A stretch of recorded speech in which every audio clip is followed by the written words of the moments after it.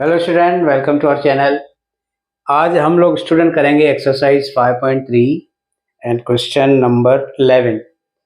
Student 5.3 में question 10 अलग type का है, 11 अलग टाइप है। कुछ कुछ क्वेश्चन की अपनी एक मेथड होती है, तो वो क्वेश्चन आप थोड़ा अच्छे से करना। आज का जो क्वेश्चन है वो भी ऐसा ही है, जिसको आपने अच्छे से समझना है तो ही समझ में आएगा। तो देख लेते हैं इस क्वेश्चन को। If the sum of first n term of AP is 4n minus n square, what is the first term? ठीक है स्टूडेंट, तो इन्होंने बोला हुआ है if the sum of the first n term of AP, सम बोला हुआ है। सम ऑफ फर्स्ट n टर्म को हम लोग स्टूडेंट एस से n कहते हैं, और उसकी फॉर्मूला इन्होंने दी है 4n माइनस n स्क्वायर। इसको याद करना, sum of first n term मतलब ये एस एन है। तो बोल रहा है ये फाइंड करो first term of the AP. देखो उसमें फर्स्ट टर्म मतलब एन की वैल्यू 1 होनी चाहिए, तो मैं एन की जगह 1 लिखता हूं।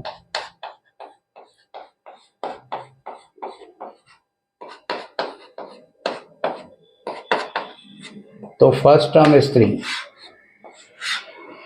ठीक है स्टूडेंट, फिर आगे ये बोल रहा है what is the sum of first two term. Sum of first two term मतलब स्टूडेंट एन की जगह हमने 2 पुट करना है।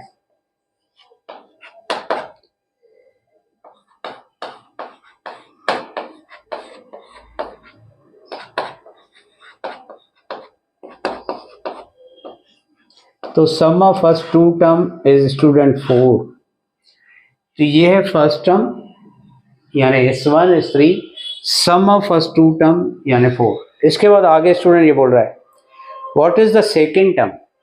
अभी देखो एक है सम ऑफ टू टर्म और एक है सेकेंड टर्म। देखो सम ऑफ टू टर्म को कहते हैं student S2 and second term को कहते हैं A2। देखो ये थोड़ा डिस्टिंग्विश करना, sum of two term is S2 and second term is A2। तो अभी सेकेंड टर्म फाइंड करना है। तो स्टूडेंट मैंने एक फॉर्मूला आपको बताई थी, सेकेंड टर्म फाइंड करने की फॉर्मूला सम के हिसाब से एस एन माइनस 1। जब हम लोग 5.3 का इंट्रोडक्शन ले रहे थे तभी मैंने ये फॉर्मूला लिखी थी। ये फॉर्मूला रिलेशन शो करती है between A N and S N. Now question is के सेकेंड टर्म फाइंड करना है, मतलब एन की वैल्यू हमने 2 लेनी है। तो यहाँ पर एन की जगह 2, यहाँ पर एन की जगह 2, यहाँ पर एन की जगह 2 रखेंगे तो 2 माइनस 1 इज 1। अब इसमें S2 आप हम लोगों ने फाइंड किया 4, S1 फाइंड किया 3, तो सेकेंड टर्म आएगा स्टूडेंट 4 माइनस 3 इज 1। ठीक है स्टूडेंट, आगे ये बोल रहा है what is the second term. ये हो गया find the third term and 10th term and 11th term. तो स्टूडेंट ये फाइंड द थर्ड टर्म यानी हम लोगों ने A3 को फाइंड करना है। देन आगे बोल रहा है फाइंड 10th टर्म यानी A10 को फाइंड करना है। देन फाइंड nth टर्म यानी AN को फाइंड करना है। चलो स्टूडेंट करते हैं। अभी थर्ड टर्म अगर फाइंड करना है हम लोगों ने तो S3 फाइंड करना है और S2 फाइंड करना है, क्योंकि हमको SN की फॉर्मूला मिली हुई है, इसकी हेल्प लेनी है और फाइंड करना है। तो अगर मैं थर्ड टर्म फाइंड करूंगा तो मेरे पास होना चाहिए S3 माइनस S2। तो स्टूडेंट S2 तो हमारे पास है 4, S3 नहीं है, तो पहले हम लोग S3 को फाइंड करते हैं। S3 कहां से फाइंड करेंगे, ये जो फॉर्मूला हमारे पास है इसकी हेल्प से। S3 equal to 4 into bracket 3 minus 3 square, 4 3 जा 12 माइनस 9 यानी S3 इज 3। तो S3 की वैल्यू मैं 3 लिख रहा हूं और S2 की वैल्यू 4। तो 3 minus 4 is minus 1. So A3 is minus 1.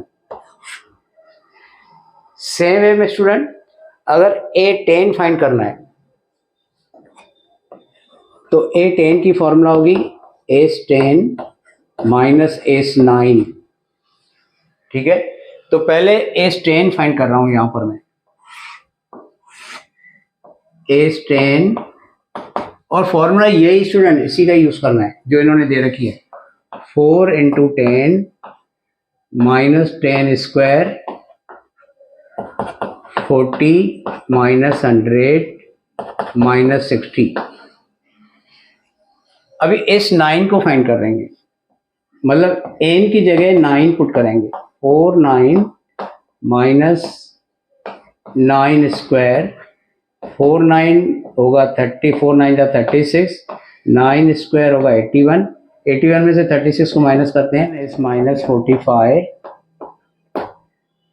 अभी लिखेंगे S10 की वैल्यू इस माइनस 60, S9 की वैल्यू माइनस 45, माइनस 60 प्लस 45 इस माइनस 15, तो A10 होगा माइनस 15। इसके बाद स्टूडेंट ने पूछा एन फाइंड करो, ये एन, तो एन में सिर्फ हम लोग स्टूडेंट सिर्फ फॉर्मूला लिख लेंगे, N equal to S N minus S N minus 1, ठीक है स्टूडेंट।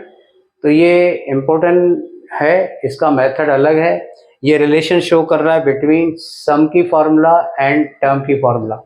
तो स्टूडेंट इसको अच्छे से देख लेना और मगज में इसका कॉन्सेप्ट क्लियर करना। तो चलते हैं हम लोग नेक्स्ट क्वेश्चन पर। क्वेश्चन 12 करते हैं student. Find the sum of the first 40 positive integer divisible by 6। Positive integer divisible by 6 में फर्स्ट जो नंबर आता है, जो इंटीजर आता है वो होता है 6। ये 6 से डिविजिबल होगा, फिर आएगा 12, फिर आएगा 18, ऐसे डैश डैश, ऐसे स्टूडेंट 40 टर्म होंगे जिनका सम क्या होगा ये पूछ रहा है। तो इसमें student A6, D6 and N is 40। SN की फॉर्मूला लगाएंगे क्योंकि ये बोल रहा है सम कितना होगा।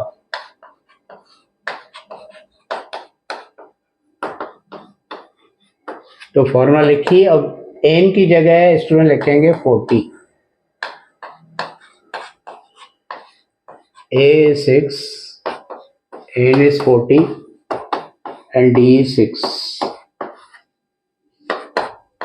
20,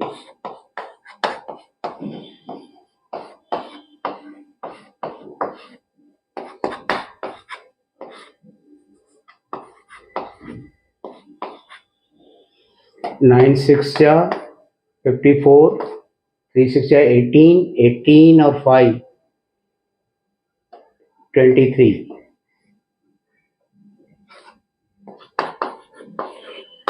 प्लस करेंगे,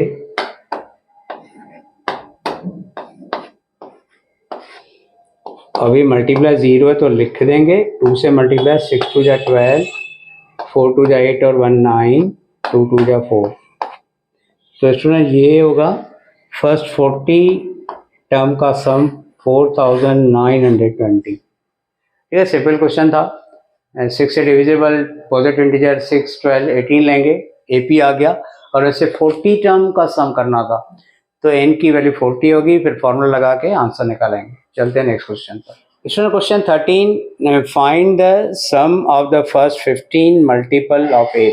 मल्टीपल ऑफ 8 स्टूडेंट, तो पहला होगा 8, देन दूसरा मल्टीपल 16, तीसरा 24, ऐसे आगे चलते जाएंगे। और बोल रहा है 15 मल्टीपल, यानी n की वैल्यू होगी 15। तो a is 8, d is 8 and n is 15। तो यहां भी सम बोल रहा है, Sn की फॉर्मूला लगाएंगे,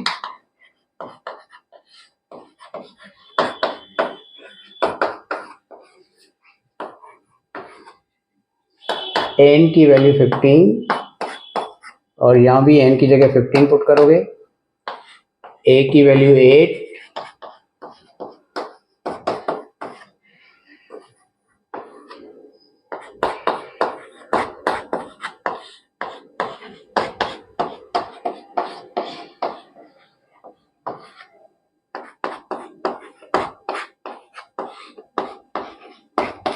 44 8 जा 32, 8 1 8 और 3 11,